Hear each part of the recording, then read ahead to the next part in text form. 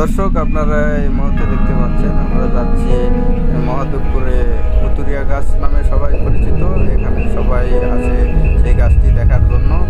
এই ইতিমধ্যে এক চাষিকে আমরা দেখতে পাচ্ছি, এখানে কি যেন বলতেছে। আসেন আমরা তার মুখ থেকে জেনে নিই এখানে আসল রহস্য।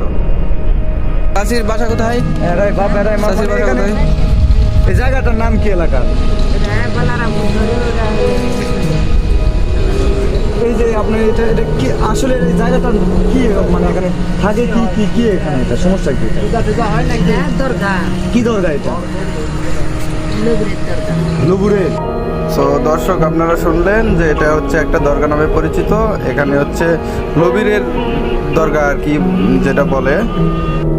এই এলাকায় লবির নামের এক ছেলে ছিল, তাই এখানে ছিল। সে মারা যায়, তারপর এই নামকরণ করা হয় লবির দরগা। কবর দেওয়া হয়েছিল তাকে? তাহলে খবর নেই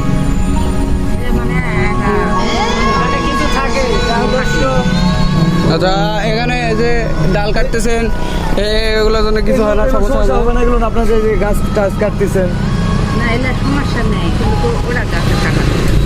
আমাদের সাথেও ছিলেন আমাদের বড় ভাই একলাস ভাই।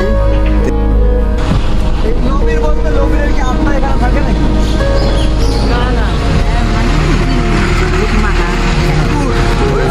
লবির নামে একটা লোক থাকতো। এই যে ঘিরা জায়গাটা একটু দেখাও।